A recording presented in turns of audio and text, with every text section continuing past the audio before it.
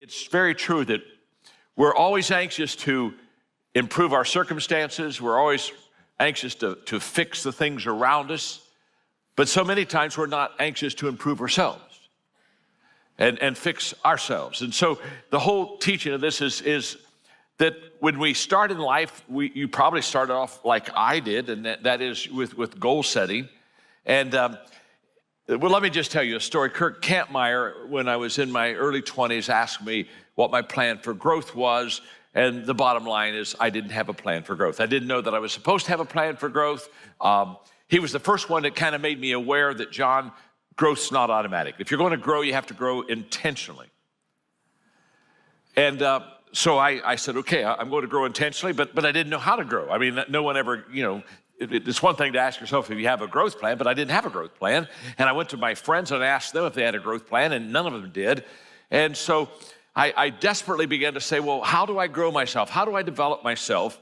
And so I brought something very personal to me today because I'm holding in my hand where I started my growth plan. This is the dynamics of personal goal setting, and it's Personal Success Planner, and it was by Paul Meyer, Success Motivation Institute. And this is where I started. This is my first, in fact, paid $799 for this, okay? And when I paid $799 for this, that year I made, I started off as a pastor. That year I made $4,800. So this was huge. This was a lot of money, and I had to save up for it. I didn't have that kind of money. And so really 6 months of trying and saving, we finally got to this. And so this is where I started. And it's just very important. It's very special to me. But I started my personal growth plan with a goal-setting teaching. And it's got cassette tapes in here, and it's got workbooks, and I worked it through. And I really went through this personal growth plan 3 times. The first time I got it, I thought I went back to get some more, and it took me, so I went through it 3 times. But the reason I brought this with me today is for a couple reasons. One is this is when people say, what's the best investment you've ever made in your life? The best investment I ever made in my life is right here. The $799 I paid, which was an awful lot of money for me, the $799 I paid has been worth millions of dollars for me. The return is incalculable. And the reason I say that is because I'm going to challenge you in a personal growth way to invest in yourself. In fact, if you wouldn't invest in yourself, why should anyone else invest in you? I'm always amazed at people who want me to scholarship them. Want to, could you kind of give me a free lift? And my whole process, no. If you and I don't bet on ourselves, why should anyone else bet on us? The first bet that I ought to pay is on myself. And so this is my first kid, and so I brought it with you today to say that I literally started my whole growth life, goal setting. And isn't it interesting? I'm talking to you about how do you and I leader shift? How do we shift from being a goal setter to a person that just really works on growth? Because here's what I realized when I started in my growth plan. What I realized was this: the goals I achieved were not as great or as important as the growth that I was receiving in my life. That yes, I was setting goals and I was stretching towards those goals, and it was a good thing, but there was something happening internally to me that was more than places I wanted to go and numbers that I wanted to reach. And I experienced 2 what I call growth changes that I want to give to you. Because I think that when you get on a growth journey that's intentional, you'll discover these same changes also. And the first one is very simple, and that is that I went from growth in everything to growth in essential things. When I started off with my growth, I just said, well, I want to learn everything. And so I just read and studied and listened to tapes, and I just did everything I could to grow. And I was just grow. And one day it hit me that was never going to get me to where I wanted to be.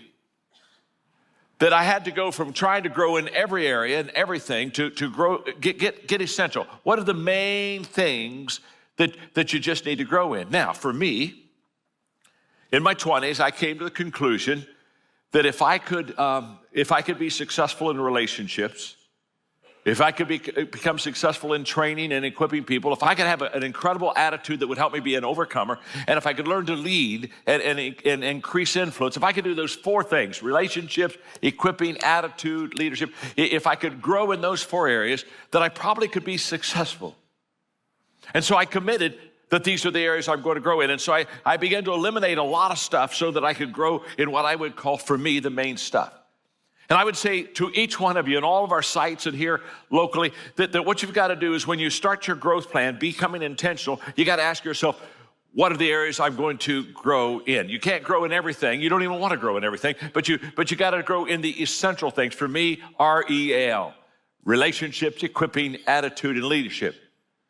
And later on, I added communication because I knew that I would spend my life as a connector and a communicator. And because I am a person of faith. And pretty much for 40 plus years, these have been my 6 essentials. Learning how to connect with people, learning how to train, equip others, having an attitude to help me overcome, learn how to lead and expand influence, learn how to communicate well, and then become the person of faith that I really want to become. This is where I really spent my time. The second change I had in the area of growth was I went from growth with a timeline to growth without a finish line. Now, this was an amazing experience that I had because when I started my growth journey, I thought in terms of, well, okay, there'll be a finish line somewhere. There'll be a time when I've accomplished that. There'll be a time where I have achieved this. There'll be a time where I have arrived. And so I had a timeline out there. And I heard Earl Nightingale say that if you spent an hour a day, every day, on a certain given subject, now that's back to the essentials, REAL, that stuff. If you spend an hour a day, every day on a certain given subject for 5 years, you could become an expert on that subject. Now, that really excited me because at this time I'm falling in love with leadership. I'm buying into the idea everything rises and falls on leadership. And so here we go. I'm excited, and I said, okay, I'm going to spend an hour a day, every day for 5 years to become an expert on the subject of leadership. And that's what I did. Now, back then, there were not a lot of leadership books out. They were mainly management books. If you go back in the 70s and 80s, you go into bookstores, you didn't find leadership books. You found management books. And so I read some management books, and it kind of got me going in the right way. But I would talk to people that were leaders. I would try to do leadership experiences an hour a day.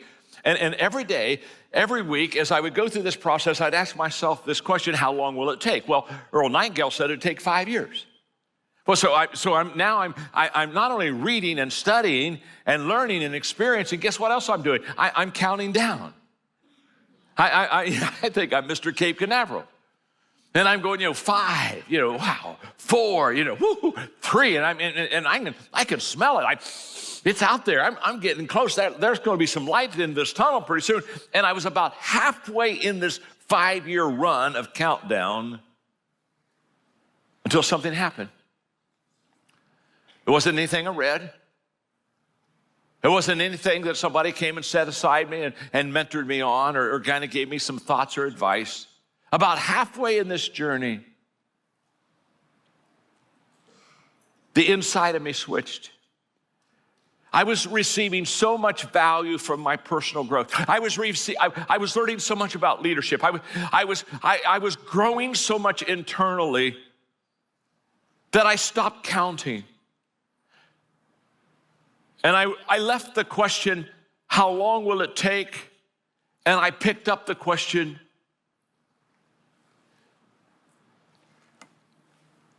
how far can I go? John and I had a vision to create a growth environment, kind of like what caused John to grow. He says the biggest decision he's made was the decision to grow himself. Mm-hmm. And at 76 now, he's continuing to grow himself. By the way, he just had a birthday 2 days ago. Happy birthday, John. Happy birthday, John. And so he said personal growth, the decision to grow himself was the biggest thing. So right. John and I created this growth environment. We call it Maxwell Leadership Growth. And this is an online platform. It's an app, an Android or an Apple app that you can download called Maxwell Leadership Growth app. And Tracy, you're one of our guides. In fact, you're the guide over relationships. Good to see you today. Look, if you're watching by YouTube, we just shook hands. That's a very relationship thing to do right there. I'd be hugging you if there wasn't this table between us. That's the truth. But anyway, there was a very, very real reason that John and I felt like you were the right person to be a guide in that tribe. By the way, we want you to be a part of that. Download that. You'll hear weekly lessons and things from Tracy all throughout that online platform, that growth app at Maxwell Leadership. But here's the reason I said all that. One, we want you to download, come join us. But two, I said that because isn't it true that kind of the first leg, if you will, of relationship is your relationship with yourself? Absolutely. And so I just thought, man, before we even get into some of your questions for me of how we're applying this lesson here at Maxwell Leadership, talk to us just a little bit about that importance of relationship with self. Well, I think that is really one of the first places that I applied John's lessons in my life. I was 21, 22 years old when I first heard about John Maxwell. And I thought I was going to learn all these fancy schmancy business things, whatever that was going to look like. And really what it was about working on myself. You know, one of the things John is famous for saying is, if it doesn't work at home, don't export it. And so what that said to me as a 21, 22-year-old was work on myself and work on the relationships closest to me before I took it outside of my home. And so I love how he closed out by saying, growing yourself, which we really talk about that being the first relationship pillar, the relationship that we have with ourselves. Yeah. And it's not selfish to grow yourself. In fact, it makes me a better person in every single relationship beyond myself, which is everyone else. Yeah. It makes me better in every relationship I'm in when I grow myself and make myself the next best version of myself each and every day. So I love this lesson, starting with yourself. Yeah. And when he kicked it off with that, I'd love to dive in. Are you ready to dive in? Yeah, I am. But let me say this, because again, I assume everybody in the world is an app person, an Android or an Apple app. But I do want to give you the website in case you want to go download the platform online. It's growth.maxwellleadership.com. Growth.maxwellleadership.com. Yeah, let's dig in, Tracy. Yeah, I can't wait. But please do come and grow with us, because if you grew up in a home where you didn't have that growth environment, that's what we're here for. Or if you did grow and you want to next level yourself, it starts with growing ourselves. Yep. So that's what we're talking about today. And John kicks it off with a quote from Henry Ford where he says, "Before anything else, getting ready is the secret of success." So he kind of tips us off to the secret sauce. Yeah. And you've shared many times with us on the podcast, Mark, about your past and before you came and worked with John. So for those of us who know the story, maybe you can, or don't know the story, maybe you can give a little bit of that for context. But what did you do? What did getting ready look like for Mark Cole?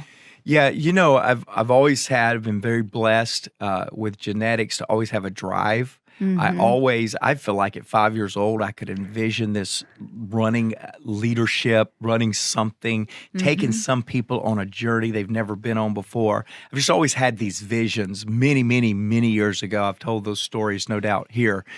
But I think even though I had that high drive and that high passion and that high giftedness to take people on a journey, I think the thing I was lacking the most, that I think is absolutely the most important ingredient, is intentionality. I did not have intentionality around growing, and specifically, I didn't have intentionality around growing myself.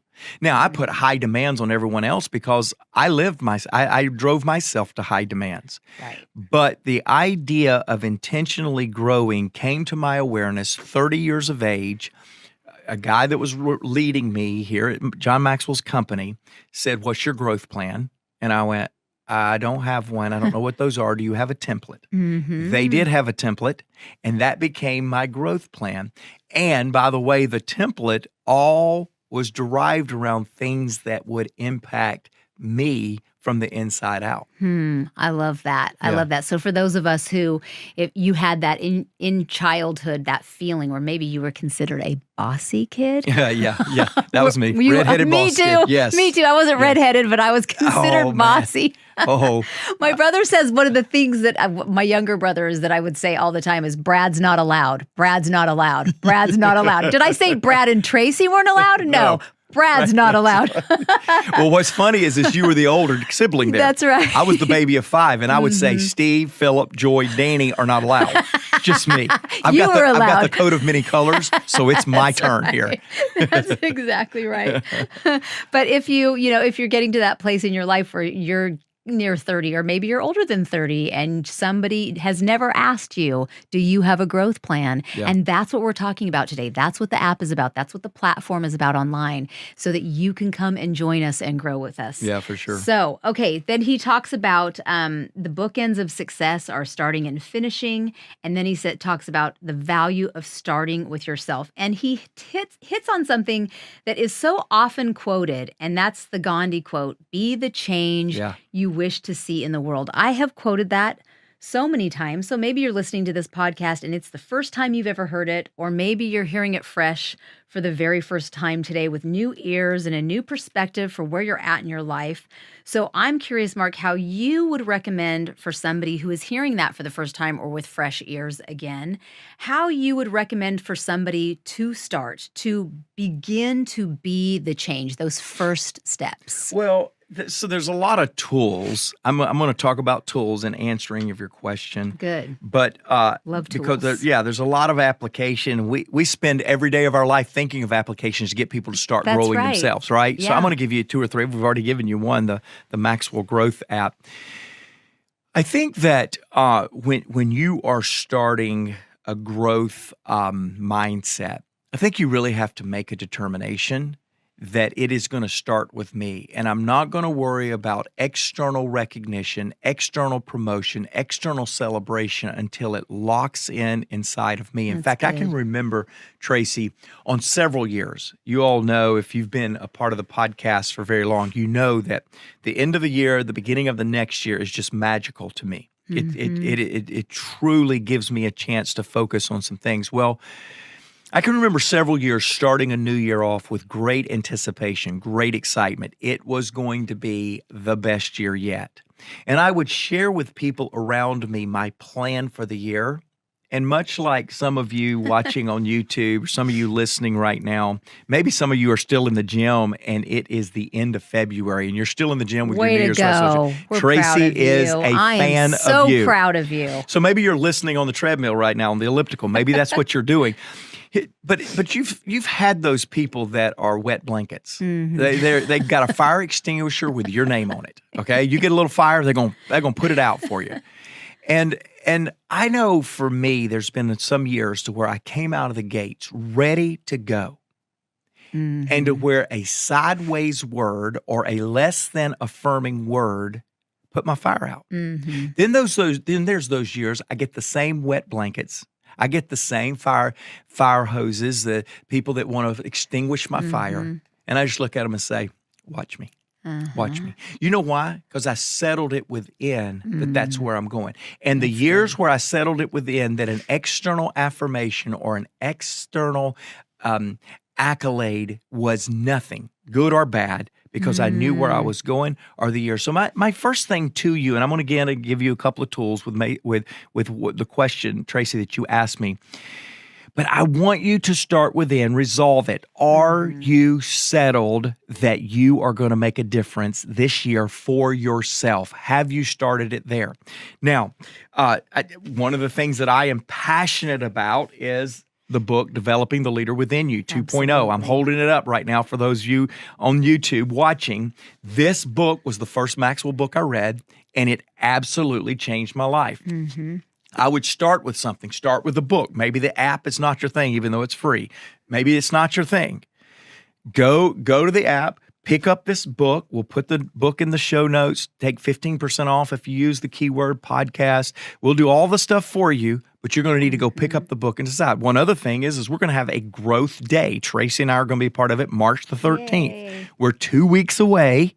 You can go right now and virtually sign up. Look at it. It's Maxwell Growth Day, and you can go and be a part of that. One final thing that I want to say on this, Tracy, is when we want to start something, it is mind over matter. I'll never forget the time. I've shared with this the story before of my first marathon. I did not finish that marathon because of the training. I didn't finish that marathon because I was healthy. I finished that marathon because I settled it in my mind, no matter what, I'm going to finish the marathon. And I did with walking pneumonia and coughing up blood. Not highly recommended. Yikes. But you know that's why? Not highly recommended. That's not highly recommended. However, what I did was I fought the battle inside my mind first, and much of my life followed along, including my ailing body, because I made the decision right here that I'm going to do it. That's right. Oh, that's so good. Okay, so the first 3 points are, I'm not saying, though, that's so good of it that you did your marathon with walking pneumonia. Did you end up okay? Oh, yeah. mean, let's make sure that they know you're okay. But those 3 points, again, is it really starts with settling it within yourself. Those agreements that we make with ourselves are so important, I think, because until we settle it with ourselves, anything can whip us one way or the other. So that and the book and then our personal growth day, it's investing in yourself. You have to get to a point where you're willing to invest in yourself. And sometimes that takes time, money, resources, but it's important. It is. Hi, John Maxwell here. Today's word on Minute with the Maxwell is belief. Great word. Somebody recently was talking and trying to describe me and said, John, you're a belief magnet. And I thought about that for a moment. And in fact, I said, what do you mean by that? And they said, well, you have such belief that you draw people to you. They see your belief in yourself. They see your confidence in yourself. And it's a sense of almost security. It's an attraction to people to come around you. Well, as I think of the word belief today, I'm in it with Maxwell, I'm thinking about you. And I'm thinking about you believing yourself, because here's what I know. I've known a lot of people that were very successful because no one else believed in them. But I don't know anybody that's ever been successful if they didn't believe in themselves. See, you can be successful if other people don't believe in you. You can overcome those odds and that opposition. But if you don't believe in yourself, no way. You just aren't going to make it. And so I want to talk to you just for a moment about believing in you. The reason this is so important is that on the other side of personal belief are opportunities and possibilities. And you have to go through the belief door to find those possibilities, to find those opportunities. If I could, what I would really do is I would loan you my belief. I really would. Because when we started the John Maxwell team, we started it for people that wanted to improve their life. And so therefore, I said, I'm going to believe in people that maybe don't even believe in themselves. And I'm going to start an organization that will equip them, add value to them, and will give them a sense of personal belief, because now they have a way to better their life. That's what I want for you. So the best thing I can do for you, if I can't loan you my belief, at least I can tell you that if you believe in yourself, it'll take you a lot further than if you don't believe in yourself. In fact, I want to encourage you. Consider the John Maxwell team. I think your personal belief would increase itself if you were in an environment of people that believed in themselves and believed in others. And that's what happens when you join the John Maxwell team. Thousands of people believing in themselves. Just come alongside and just rub up against them. I think that belief is contagious. I think it's for you. I want you to have it. Well, today's topic, we're going to talk about, I love where we're going. We're going to do a little mini series here. I think there's 3 books that for what we do in organizational development and culture and working with teams that really stand out when it comes to that. One, obviously being the 5 levels of leadership. Right. That's our methodology. The second one is Leaders' Greatest Return. It's really talking about developing people and the power of that. And the third one is leaderships. These are shifts that leaders have to make often. And so today's topic is why leaders have to make the shift from goals to growth. So I love where we're going on this around leadership. Yeah, the whole idea about shifts that a leader needs to make comes up quite a bit in coaching conversations. One that I think we've done a podcast on it before was on, and it's number one, the first shift in when you read the book about making the shift from being a soloist to being a conductor. And so that if you're used to, you're an individual contributor and you're really good at what you do, and one day they tap you and say, hey, we'd like you to lead the department or lead a team. Now you're the conductor of that orchestra. You're not just playing in that orchestra. It's a completely shift in how you think and how you act to get not just your own performance, but to get performance from others. So I thought leadership, as well as some of these shifts that we're going to cover in the next couple of episodes, will be things that I see quite a bit. And as leaders, we have to be open to change, and we have to be changing. And that's why I love this. Like, we should always be thinking about the shifts that we're making.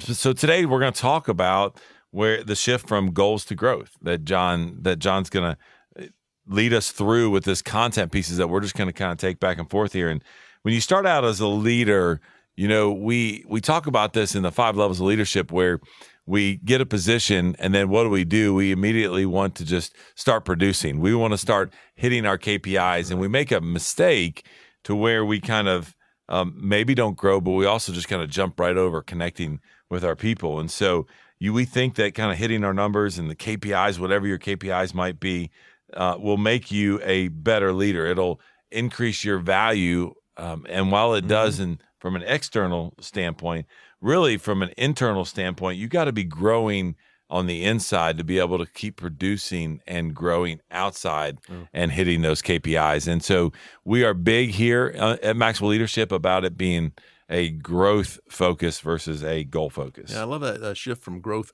outward to growth inward. It's good. I mean, to me, that's saying if you shoot for goals, that you'll achieve the goals, but you may not grow. And it's funny, that meeting I had this morning with the client, they're talking about we get so focused on the scoreboard, on the revenue or the expenses or whatever what your measurement is, we forget to look at the daily growth that we're making as individuals to work toward that. So how do you make this leadership? And so I don't think it's 5, I think it's maybe 7. Doggone it. I know you're being disappointed in me. But number one, embracing change, that growth means change. And if you want to become a better leader and a better person, then you have to shift from this fixed mindset to a growth mindset. And mindset really is important in this shift. I think that I've got to be. We talked a little bit on the previous podcast about fixed versus growth. Carol Dweck and the research she does, but I can't say enough for having that mindset that I'm here to grow. Yeah, everything I do. Yeah, and I remember what I just said a minute ago. Having influence and being a leader, it doesn't require change. Change is going to happen, right? So get ready for it.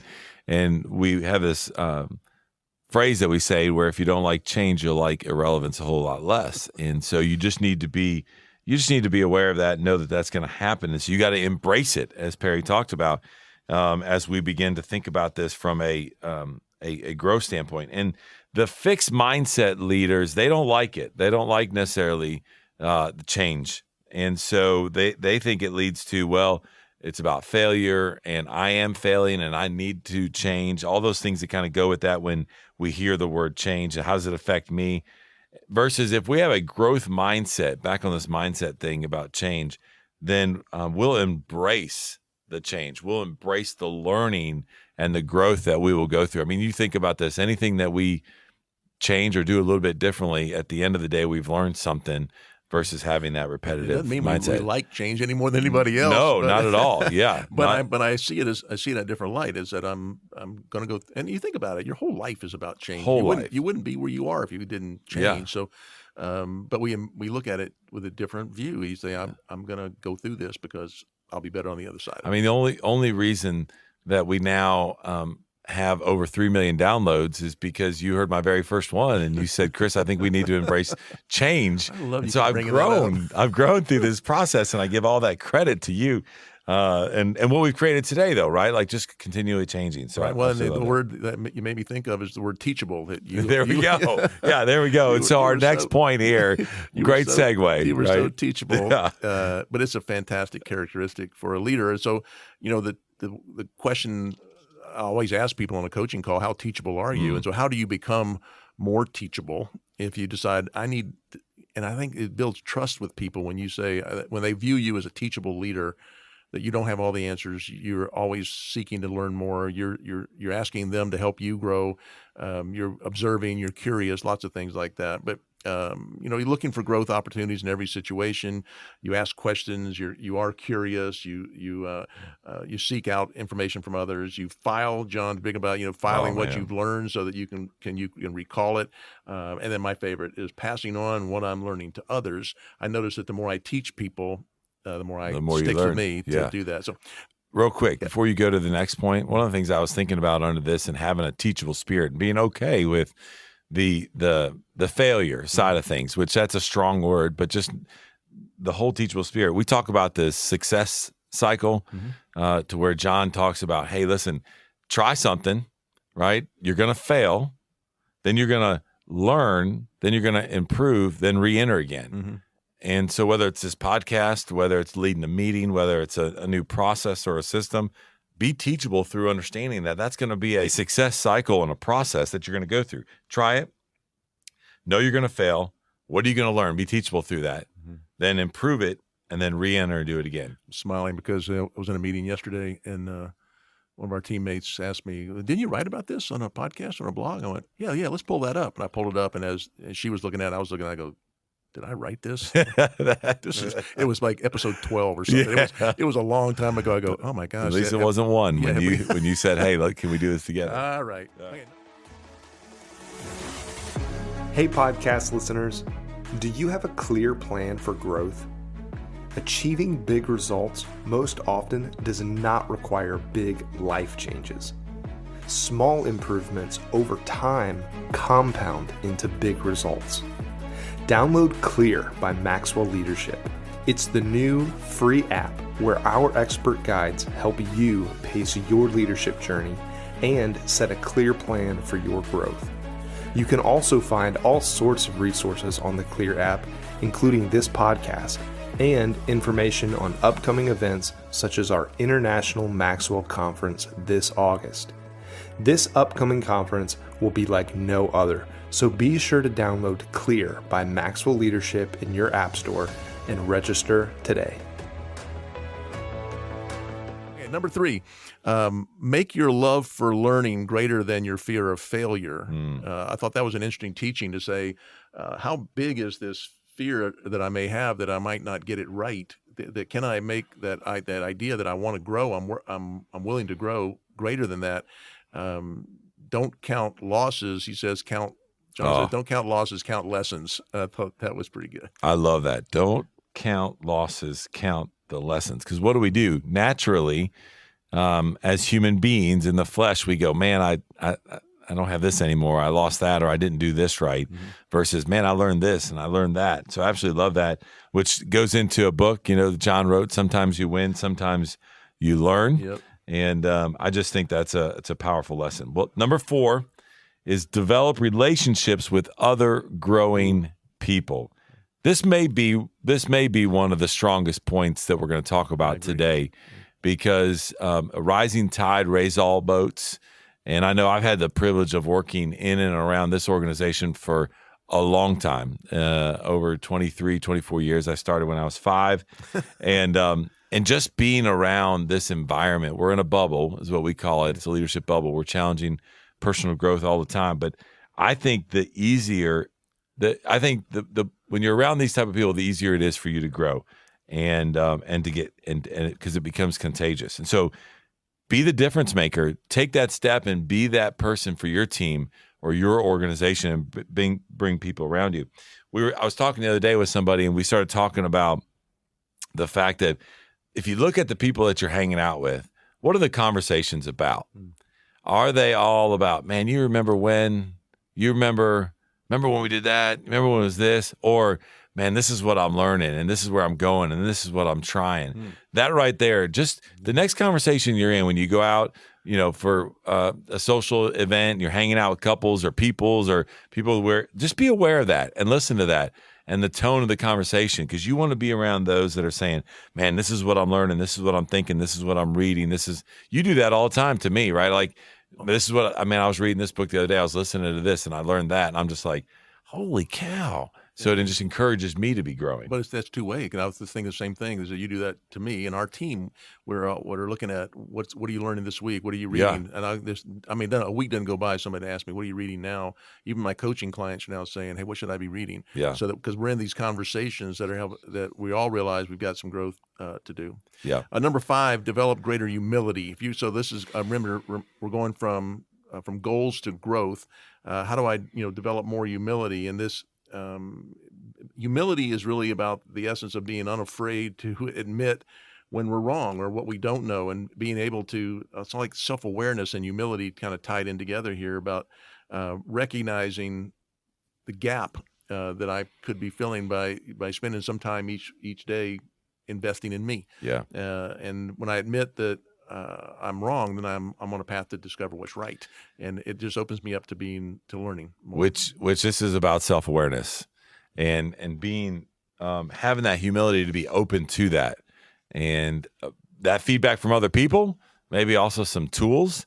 We often will talk to leaders and say, hey, the longer that you have led, you've been with the team, maybe you're in that fixed mindset, right? You're in that goal mindset, probably the more unaware you are of really what's going on, right. The pace of your growth, the pace of your leadership, what does it look like to be on the other side of your leadership? And so I think that humility side and the self-awareness is something that you should really look at when it comes to moving from goals to growth.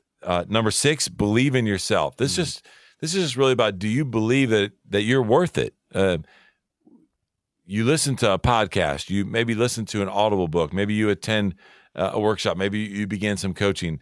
Like, believe in yourself, to invest in yourself and what you're learning. And when you believe in yourself and you invest in yourself, you'll begin to move from goals to growth. And the last one, I really would love your opinion on this before I let you wrap it up. But John used the phrase, and I thought it was interesting, about embrace layered learning. Yeah. And to me, you just gave a one part of that, which is, how do I do learning? Am I doing podcasts? Am I looking at books? But I'm also, for me, it's so much of what we do. I'm studying and I'm learning and I'm investing in me, and then I go out and apply it. I do experience and I try something, and I do it on a coaching call, or I do it in front of an audience. In my world, so much I do a lesson and I get feedback, and now I'm adding to that. So I feel like I'm layering. But I wonder, how do you see layered learning when John speaks of that? Yeah, so this is just a continuous growth mindset, period. Piling on. This encompasses everything that we just talked about. Whereas if the previous 6, if you're doing them well and you're moving from goals to growth, what's going to end up happening is you're just going to continue to see growth principles and movement, right, laying on top of each other.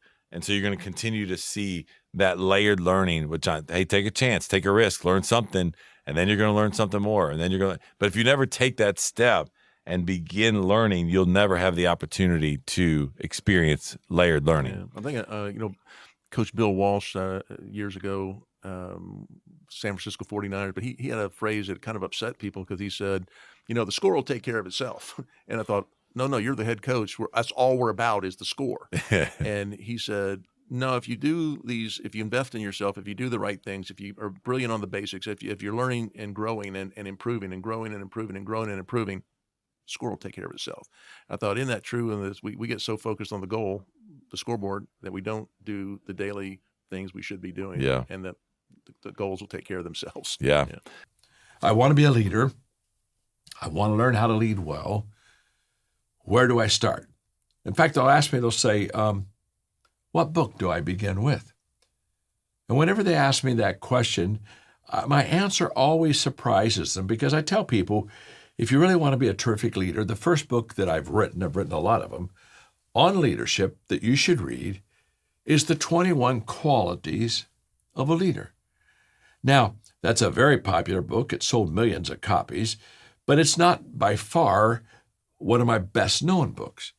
And so when people say, oh, I'm surprised that you would have the 21 qualities of a leader, and here's why it's so important. The qualities that I'm going to teach you here in a moment, and I won't have time for 21, but I'll teach a few. The qualities are foundational for your leadership life. If you're just going to build a one-story house, you don't really need much of a foundation. You can just kind of put a cement slab underneath of it, and you can build that one story. You don't need a great foundation because you're not building a great building.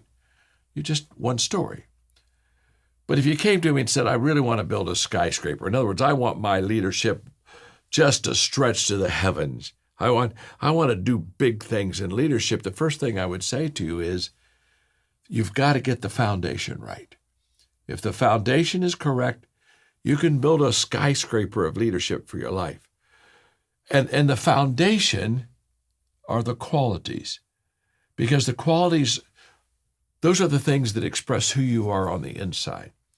The qualities are in such a way that they make you better on the inside, so you become better on the outside. They make you bigger on the inside, then you become bigger on the outside.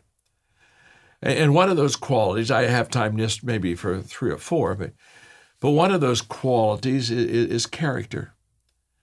And character is so essential to who you are, because it's character that it makes you trustworthy. You see, a person with good character has authenticity. What you see is who they really are. A person with character has terrific integrity. They tell the truth. They keep their promises. They do what they say they will do. They become very trustworthy. And trustworthy is essential for great leadership. And when a person has good character, it is foundational for them. But it's not only foundational for them to build their leadership, it's foundational for you to build a relationship with them. Because you know that they have the character, the strength, the core, the anchor, the foundation that will really allow them to serve and do you very, very well. You see, when people are going to follow a leader, one of the questions they ask is, can I trust that person? Well, character is that quality that makes you, it's that quality that makes me trustworthy. So it's a beautiful thing. So I tell people, before you work on the outside of your leadership, work on the inside of your leadership. You know, another quality of a leader that I talk about in the 21 Qualities book is the quality of commitment. And it's so essential for leaders to be men and women of commitment. And why I say that is because commitment separates the doers from the dreamers. You see, in your business, a lot of times they talk about the dream.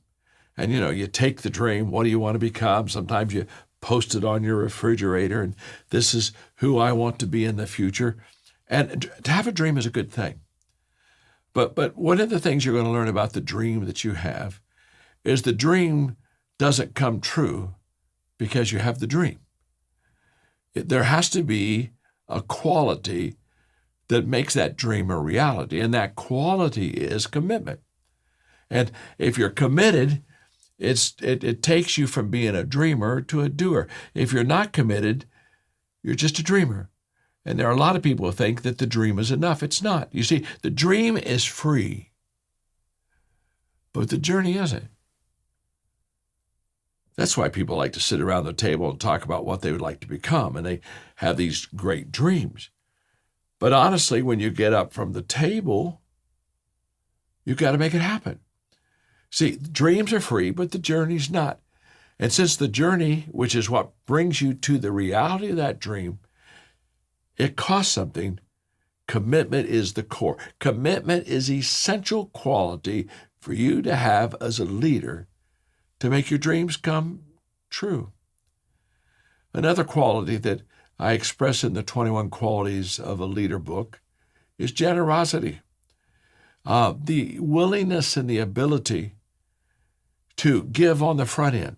A lot of times people say, well, I may give to that, but I'm going to see what I'm going to receive first. And a lot of people are saying, well, if I receive something, then I'll give. And they don't understand that sowing comes before reaping. No farmer ever went out to the fields that he hadn't worked, that he hadn't sown any seed in, and come fall look and say, well, I wonder what kind of crop I'm going to receive this time. It's impossible. You see, fall harvest is only a reality if there's been a spring sowing. It always begins with not what am I going to receive, but what am I going to give. I have an expression sometimes I use that I love, and that is, your candle loses nothing when it lights another. If I have a lit candle and I am generous towards you and I extend it to you and you can light your candle off of it, my candle doesn't go out. I just turn it on 2 lights instead of 1. And I think there's a scarcity mindset that many people say, well, if I give, I'm afraid I'm going to lose something, and they don't forget so many times that what they lose if they don't give is opportunity. You know, generosity opens the door to incredible opportunity. It opens up the door for us to have life change and to help change lives. And one of the ways that you build a successful business is to be extremely generous. Angela Arendt, who was the CEO of an incredible company in London, and then she became also number 4 with Apple, the highest paid female executive in the world. I think her last year she made $78 million. We were having lunch one day, and I said, Andrea, what's the best advice you ever received? And she said, my father taught me as a young child. There's a difference. You see, nothing is great until a life is changed. You do understand that. So you can have a good conference, you can't have a great conference. Great is only what they do with it after the conference.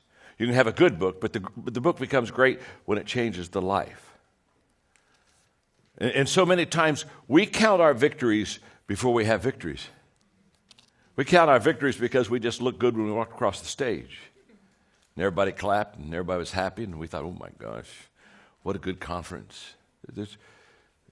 Everything escalates and gets better when the people get better. And if the people don't get better, it wasn't that good. And if the people don't change, if the people don't grow, and if the people just aren't reproducing, it never becomes great. See, leaders understand greatness begins with them and what they teach and inspire their people to be and do. But the result of greatness is in the proof of the people. It's in the people. So if you say, well, I'm a great leader, well, how many great leaders have you reproduced? So you're not a great leader because you have followers. You're a great leader because you've reproduced leaders. And so this is going to be a huge day. I promise you, you're going to fill pages of notes. Not just a page or 2. I don't know who does that, but you're going to fill pages of notes. You're going to have to you're going to have to go straight from here to a massage therapist. You're going to say, just work the hand. We just work the hand. I've been taking a lot of notes because one of the things we do in the John Maxwell Company, it's a reputation of mine to give you more than you can handle. You with me?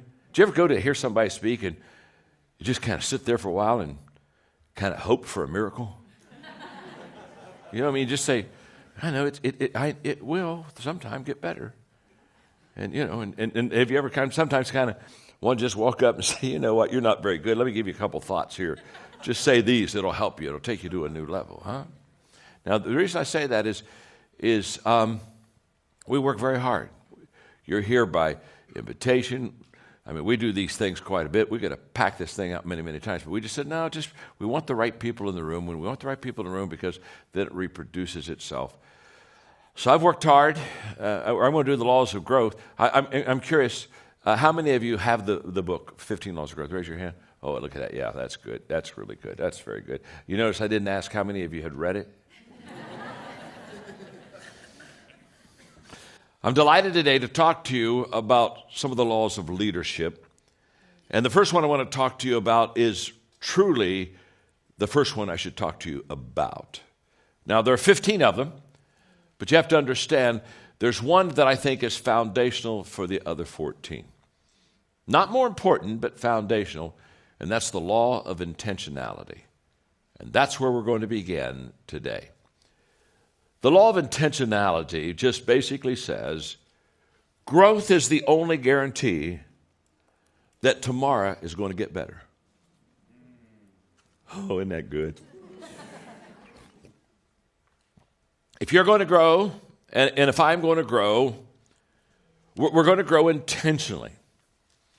Now, I'm talking to leaders today. I love talking to people that lead many people. And to be honest with you, if I could just literally come off the stage and I could get real close to you and we could have kind of like a one-on-one conversation. There are two questions that I would ask you, and the two questions I'm about to ask you will really determine how successful you're going to be in this business, without any question. These are the two questions. It's not like there's 3 or there's 4 or there's 7. There's 2, okay? Just trust me on this. I'm an old man. I know this. I've been around the block a few times. And there are 2 questions that if you can answer in a positive way about yourself, you're going to be very successful. And if you really cannot answer that in a positive way, to be honest with you, you're not going to be near as successful as you would like to be. The first question is very simple. What are you doing to develop yourself? And if you'd say, my gosh, John, I'll tell you right now, I'm doing a lot to develop myself. I've got a personal growth plan, and I'm intentional in this, and I'm doing this on a daily deal. If you could say that to me, then I'd say, hey, we're in good shape here. We're in good shape, because that's the key. You know, what are you doing to develop yourself? And by the way, the reason that's first is not because you want to be selfish. It's kind of like almost a selfish question. The person says, well, why do I start with myself? The reason you start with yourself is because you cannot give what you do not have. So you better start with yourself. Because if you're leading others and have nothing to give them, nothing to share with them, nothing to teach them, then I can promise you, you'll never be what you want to be as a leader. And I can promise you that after 40 years of personal growth, the secret of any success, if I've had any success at all, the secret of that success has been personal growth in my life. And growth has literally placed me where I am. So what are you doing to develop yourself? It's a huge question. And the 15 laws the 15 laws of personal growth, basically these laws are all about developing yourself and developing the second question, what are you doing to develop others? You see, on the first question, you're foundational for your future. The second question is all about compounding, multiplication. That's where you build a huge business, when you know how to develop other people. And what we have to understand about the law of intentionality is that you cannot develop yourself and you cannot develop your people unless you're intentional. And I discovered that in my 20s when I sat down and had breakfast with a guy named Kirk Campmeyer at the Holiday Inn in Lancaster, Ohio, and he asked me the question, John, do you have a plan for personal growth in your life? Didn't have a plan. Didn't know I was supposed to have a plan. Nobody ever told me I was supposed to have a plan. I graduated. I was working hard, doing my very best to reach my potential. But nobody ever walked in my life until Kirk Campmeyer did and said, John, do you have a plan for personal growth in your life? And I didn't have one. I was embarrassed. I thought back then I had to have answers. And so I acted as if I did, and that didn't really work very long. I was kind of like a plane circling an airfield trying to come in for a landing. Found I just shut up and landed that plane. And he looked at me, and I'll never forget, he said, you don't have a plan, do you? And I said, no, I don't have a plan. And then he said to me, John, growth is not automatic. If you're going to have to grow, you're going to have to grow on purpose. That day, my life was changed. What Kurt was saying is, if you're going to grow, you have to be intentional. I mean, it starts with me. So look at the person you're seated beside and just say to them, this will kind of be like a get acquainted time with him. Just look at him and say, you really need to improve. Go ahead and tell me that, right? You really need to.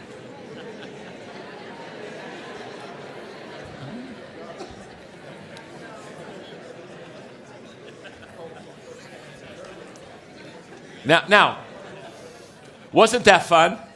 Wasn't that fun? Isn't it fun to just look at somebody and say, you know what, you really need to improve? Yeah, it just rolls naturally off the tongue. Now look right back at him and say, I need to improve.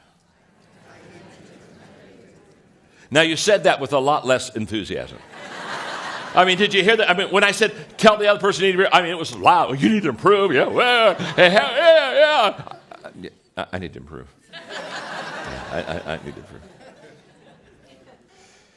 Now, the problem is we have what I call growth gaps.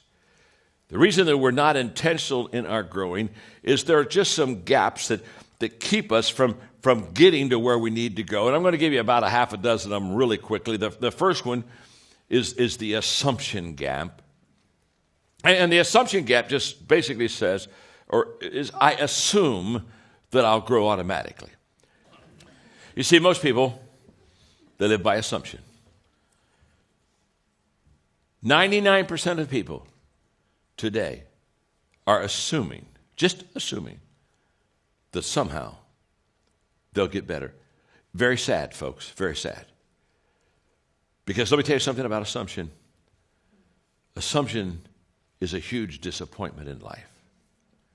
You show me a person that assumes, and I'll show you a person that almost daily is disappointed. So, the first gap is a gap that leaves many people short, and that's just the pure assumption gap. The second one is the knowledge gap. And the knowledge gap is basically, I don't know how to grow. And we've all been there. In other words, okay, I know that I need to be intentional in my growth, but I really don't know how to grow. I've been there. Now, I brought something with me today that's very special. It's a kit, and I'm just so pleased to have this because this kit is very important to me. Now it cost me $799, and I got this kit. I got this kit back in the 1970s. Okay, and this was my first personal growth kit. It's Dynamics of Personal Goal Setting by Paul Meyer, Personal Success Planner, and I was so excited. It cost $799. Now you have to understand, I made about $800 a month. So get the picture. It took me 6 months to buy this kit. I saved up. We didn't have credit cards back then, and I just saved up and worked hard. And it took me 6 months before I had enough cash to buy this kit. And I was so excited when I got it. And I mean, I opened it all up, and this is just amazing. You'll just see some things here that just crack you up. It had, for some of you young people who've never seen this before,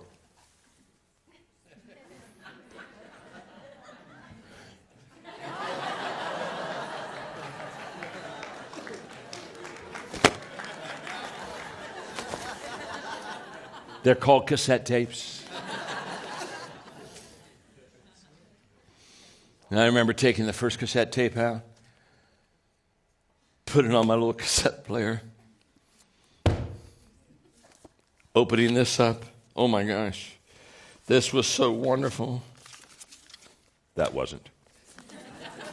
They had page by page plans.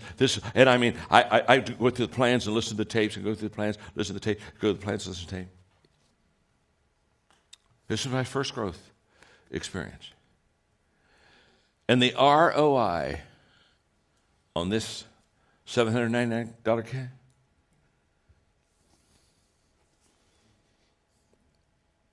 it's worth millions of dollars to me. Yeah, you heard me right.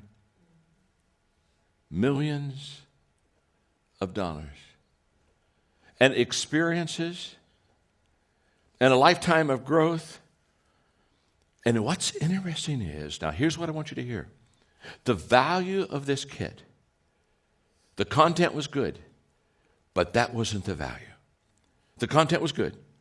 But as I look back now, I say, what made this so special? What made this so special is very simple. This is the kit that got me started. Hear me out. The value of what you do for people is not so much what you give to them as much as it challenges them to get started. Getting started is absolutely the key to life. And by the time I finished going through this personal growth kit, by the time that was all finished, I had 6 months of day in, day out personal growth. And what it did is it developed a habit in my life. And by the time I finished with that kit, now I'm used to spending time every day in personal growth. It got me started. I mean, this is worth this whole lesson if you can just get this. The reason I'm so passionate about personal growth is personal growth keeps me prepared. In other words, if I'm continually growing, I'm continually developing myself, and I'm continually learning, and I'm continually doing new things and going to another step higher, can I tell you what that is? That constant growth is the preparation for the opportunity. So when the opportunity comes, here's the way. You don't go into an opportunity, you grow into an opportunity. And so I'm passionate about personal growth because for that person who says, wow, I had an opportunity, I wasn't ready. If you're growing, you're always ready. Because after I intentionally started growing, I made a commitment to grow as a leader. I started writing, I became an author. I developed growth resources for other people. I founded my first company. I began training conferences. Everything I can think of that has ever been good in my life was a result of the fact that I started personal growth in my life. I know I'm known for leadership. I understand that. But my passion in life, more than anything else, is personal growth. Because if you grow personally, you can be a great leader. But if you don't grow personally, you can't be a good leader. Everything in life that you're ever going to want is based upon your ability to develop yourself. So Kurt Kampmeyer said, John, you can't just accidentally grow. You got to grow on purpose. And so I started. And I got to thinking yesterday when I was getting ready to kind of my last preparation for this lesson, I got started. And guess what? When I got started, let me tell you what I didn't have. I didn't have experience. I didn't have knowledge. I did not have a model. I did not have a mentor. I did not have a plan. I did not have a fellow traveler. I did not have resources. I did not have money. I did not have a growth environment. But I got started. You don't stop or not start because of what you don't have. You don't start because you don't realize yet that the fruit of everything good in life begins with a challenge. There's nothing easy in life, worthwhile in life. Everything is uphill that's worthwhile. And it's not going to come to you, and it's not going to fall in your lap, and it's not going to be something that, oh my gosh, it just was so simple. It's always going to be difficult. This quote you have in the book that says, if you see yourself as a loser, you won't play like a winner. If you see yourself as a winner, you won't play like a loser. What advice do you give to someone having a hard time seeing themselves as a winner? How do you get them first to see themselves as a winner so they can start playing like a winner? Yeah, so the concept is this, to start. Success is an identity process, and you'll never outperform the way you see yourself. Mm-hmm. And so one of the first things we want to do is to update our identity. Just like you update the software on your iPhone, you want to update your own personal identity. Tell people you are not who you are. You are who you were born to be. And you are also not what you did. You are what you repeatedly do. We all make mistakes, but you can update your identity and create new habits, new patterns, new thought patterns. So I'll share a quick story of a dear friend of mine. You want to know what's interesting, Mark? This dear friend of mine, his name's Jaime Molina, lives out in Southern California, one of the sweetest men you'll ever meet. The last time Jaime and I were together, by the way, was in Orlando at the certification for the John Maxwell coaches. We actually have a selfie with him together. That's the last time we were together. So he's an avid John Maxwell fan as well. The only person sweeter, by the way, than Jaime is his wife, Ramona. They're very devout in their Catholic faith. Jaime's in the financial services industry. He has 4 beautiful daughters. You would want your daughter to marry Jaime. Jaime's one of those kind of men, just a good man. So one of the things he does is he works with the troubled youth in his community. And he tells the youth about a story about a man named E9400. E9400 was born on a border town with Mexico and the States in Texas, El Paso. At age 8, he was introduced to alcohol. At age 9, he was sexually abused and became sexually active at age 9. At age 14, he got into hard drugs. At 15, he became a mule for the cartel. At age 24, he was convicted of 11 federal felonies and served multiple years in San Quentin. Now, Mark, you don't want to serve prison time anywhere, but you definitely don't want to serve prison in San Quentin. This is a really terrible place where the harshest rapists and the harshest murderers go to serve their time. So Jaime asked the students, he says, let me ask you a question. What do you think happened to E9400? Like, Mark, if we were doing a poll, right, with our listeners, we do a poll. Hey, is he an alcoholic? Is he on drugs? Is he in prison? Is he dead?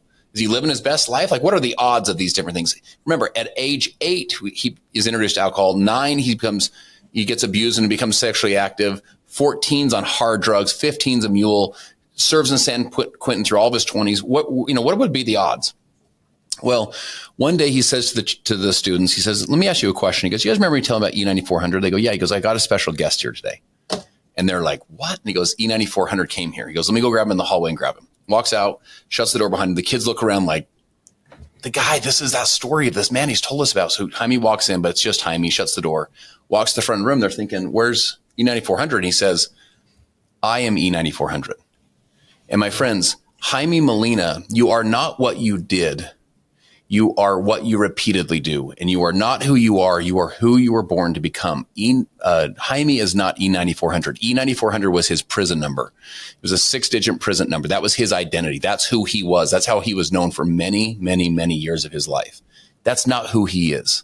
Who he is the person he was born to be, which is he was born to be Jaime Molina, the father of 4, the man that runs his financial services business, the man that's a devoted husband, the man that's devoted in his faith, the man that's devoted to his friends. That's who he was born to be. So you start saying, who am I really? And you start updating this. So James Clear, I'll give you an example. James Clear wrote the book, Atomic Habits. I know he just spoke. I think it was that Live to Lead he just spoke at? Because I know it was at IMC in August, and he was on the podcast about a month and a half, 2 months ago. So he tells a story in Atomic Habits about 2 boys. One stole the candy, and he says to the first child, did you steal the candy? This little boy said, I didn't steal it.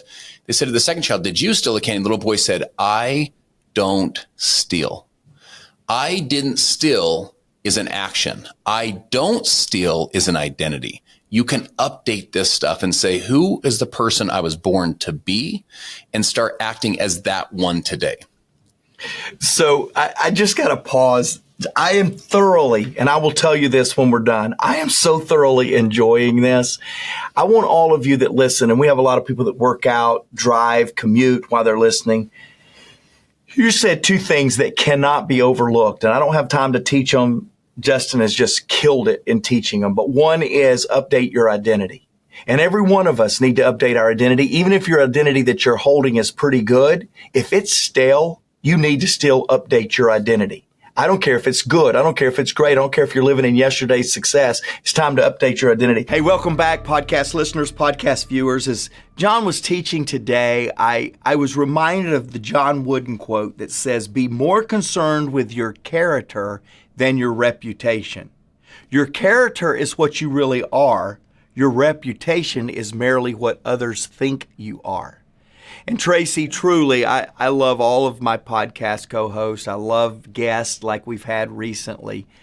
But if anybody could talk to us and share with me and be able to talk authentically about being bigger on the inside than the outside. And again, no reflection to my other co-hosts, but Tracy, when I think of our friendship, partnership, relationship, you are bigger on the inside than the outside. And I'm not just saying that. I say powerful things about all my co-hosts because John and I are blessed with great people around us. But Tracy, I'm really excited about this because I really do believe you have disciplined yourself, that despite all the cameras you've looked into, all the businesses you've built, you are passionate about being bigger on the inside. In fact, so much so that when you and I first started listening to John, you went, Mark, I love this subject matter. And isn't it true? Very few people have the ability to talk about this with the credibility that John Maxwell has.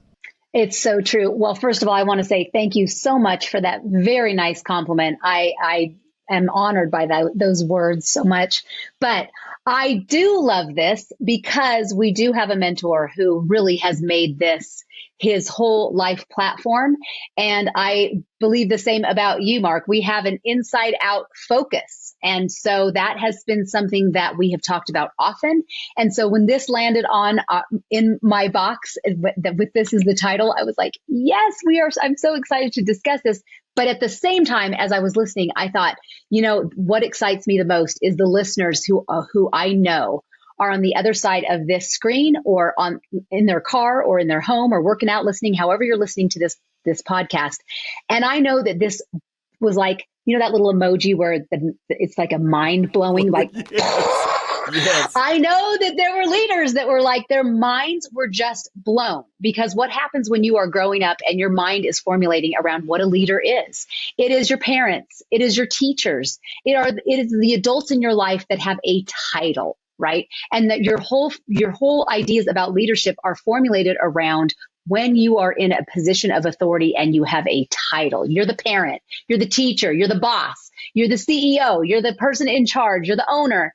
And suddenly what John just did is he flipped the script. And what we're talking about today is, he says it's not about the title. It's not about that at all. It's actually, that's exterior. It's actually about who you are today. So buckle up, my friends. We are going to be breaking down, and hopefully this will be one that you listen to over and over again as you are really wrapping your mind around the new idea of what it is to be a true leader. And that is something that every single person can do, whether you are a kid listening in the car with your parents and you are 9 years old. This is something you can start to listen to and start to work on today, working on who you are on the inside. So, Tracy, before we jump in, and I know we have questions, we're going to break down what John has said. But let me say this, and I'm going to throw you a curveball that I didn't talk to you about in the pre-conversation. What is it that makes this your favorite subject that we talk about? When people ask me all the time, and I'm going to ask you, I'm going to answer that question so you kind of can formulate, that is the question I'm coming to you with, which is, why is this so indelibly impressed upon you as one of the most important topics that John Maxwell ever addresses? That's my question back to you. You didn't even think about it. You didn't script that, but that's the question, because you and I do share a passion for this subject. In fact, when people ask me all the time, what's your favorite Maxwell book? It's Developing the Leader Within You 2.0. Hands down, you want to know my favorite book? It was the first book that I read. It's the first book that I read and then put up on a shelf and didn't put into practice. It's the first book that I brought back when I was given a chance to lead again and said, this time I will read this book consistently throughout the rest of my life. So if I don't read this book once a year, I read it at least every 2 years. It's in my life plan. I pick up the book, Developing the Leader Within You 2.0. Why? Every one of us have a why. We have a favorite little sucker stick. We're going to find out Tracy's in just a minute, but podcast viewers, podcast listeners, mine is because I read the book the first time. I was given an opportunity to develop my character, my ability to lead and be bigger on the inside, and I neglected it. And my outside grew exponentially in my 20s. My early 20s, I accomplished things no other leader in our organization had ever accomplished at my age. I was elected as the leader. I was leading camps. I was doing all these things with young people and neglected to lead myself. And I crashed and burned. I found myself at 29 unable to sustain the external influence that I had because I had no internal fortitude. You want to know why I'm passionate about this subject? Because I don't want to repeat that same mistake. I am passionate about ensuring that the internal leader is capable of whatever the external leader accomplishes. And I am passionate about that. So that's my source. That's my story. Tracy, why do you think this is one of your favorite topics? I can tell you right away that it sets each one of us apart as unique, because we all have gifts and talents. We all have something that we are uniquely crafted that we can do. And we could all kind of separate into groups about what we bring to the team. You know, we talk about Pat Lencioni's book, The 6 Working Geniuses, 6 Types of Working Genius. And we could categorize us all in the things that we bring to the team.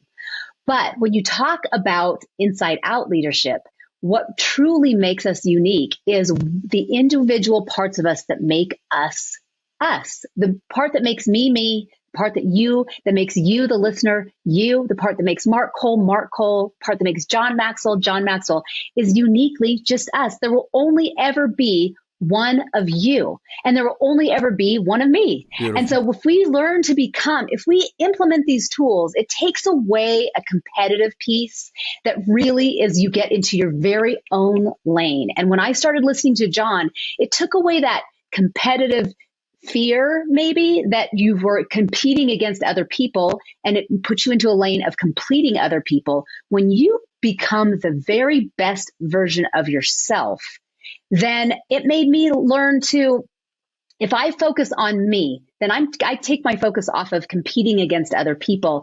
And when I become the best version of myself in the areas of humility and in the areas that we are going to talk about, the credibility checklist, then I really enjoy showing up in the different areas of my life because I'm getting better, and I can mark all the ways that I'm growing in those areas.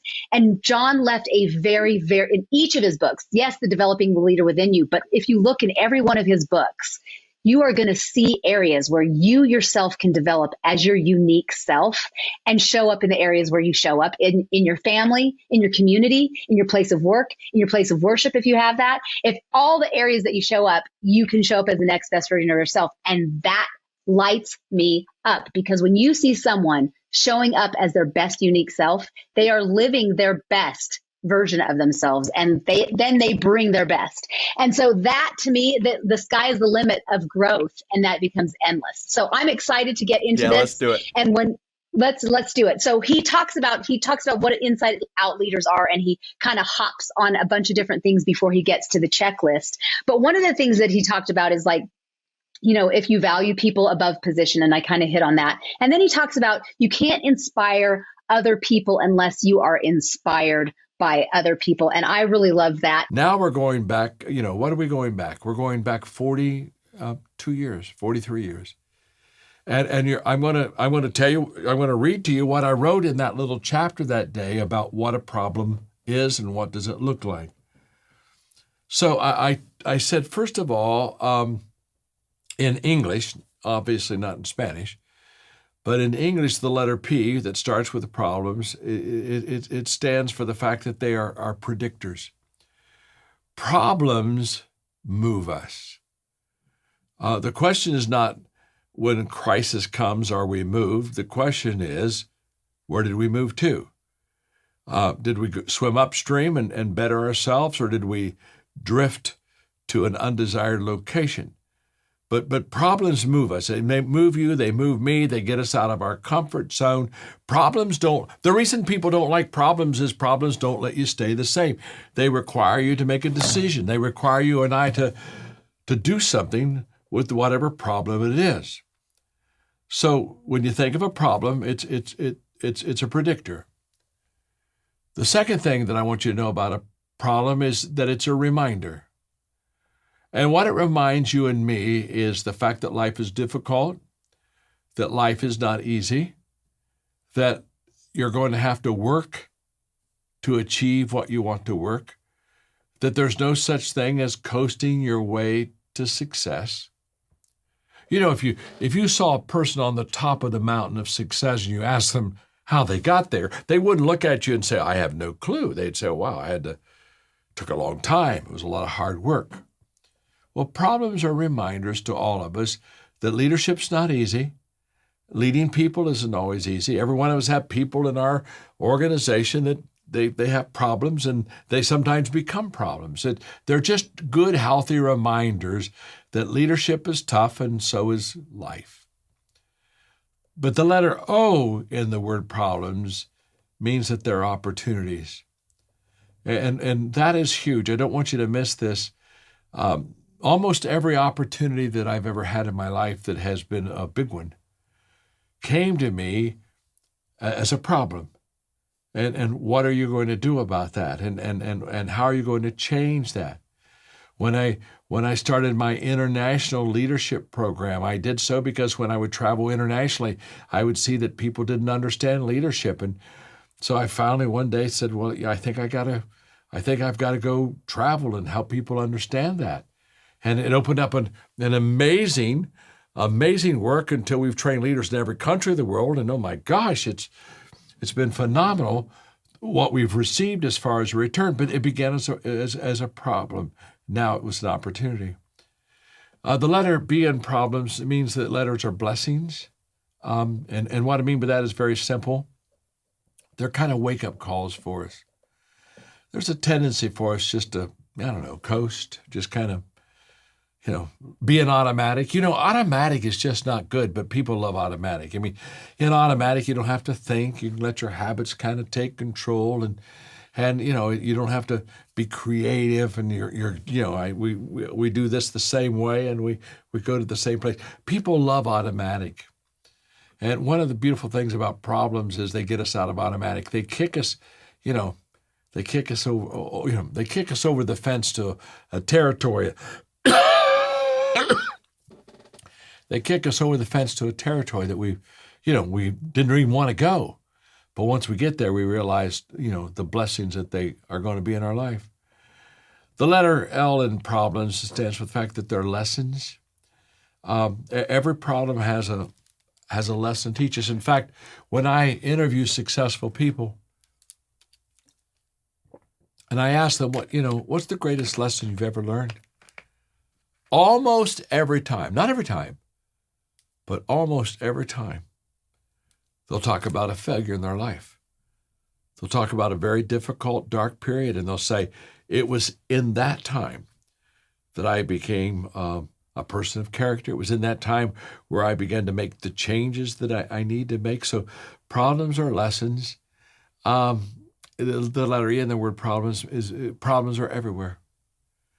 I'm always amazed at when people say, well, if I could just leave this company and go over there, it's this grass is greener on the other side type of thinking. And I just want you to know that problems are everywhere. You can't escape them. In fact, there's an expression I love that says, no matter where you are, there you are. And I watch people sometimes, they even try to get away from themselves. Just understand, I've got problems, you've got problems, all God's children. We got problems. Everybody has problems. So it's not like something I can do or someplace I can go that'll help me have less problems. It's life. The letter M in problem stands for messages. They're messages. It's like the dashboard of a car. The red light comes on. Okay, we got an oil problem, or it's sending us a signal that we need to kind of be aware of. It's saying, John, pay attention to this. And problems do that to us. They're messages. They're messages to us that are kind of forerunners that be ready, be prepared, anticipate difficulty. And then the last letter in the word problems is the letter S, and that means they're solvable. And I love that. I love that very much. I don't know what problem you have right now, but let me just say this to you. There's always an answer. I'm always amazed at people say, there's just no answer. Oh, there's always an answer. Now, maybe you haven't found it, but there's always an answer. And when you have the mindset that there's always an answer, what do? You stay in the game. Because you're looking for the answer. In fact, let me tell you this, there's not only always an answer, there's usually more than one answer. In other words, whatever I'm doing, to be honest with you, there's probably even a better way of doing what I'm doing. So I never stay satisfied. I just say, there's an answer, I'm going to find it out, and there's probably even a better answer. And that allows me to really lead well. I just close with this thought. You can't moan and lead at the same time. You really can't. And when you moan as a leader, who wants to be on a moaning leaders team? So next time you look at problems, look at it from the perspective I gave you, and look at them and kind of say, hey, I'm ready to tackle that problem. It'll make you a better person, and it'll make you a better businessman. It'll make you more successful. Until next month, love and blessings.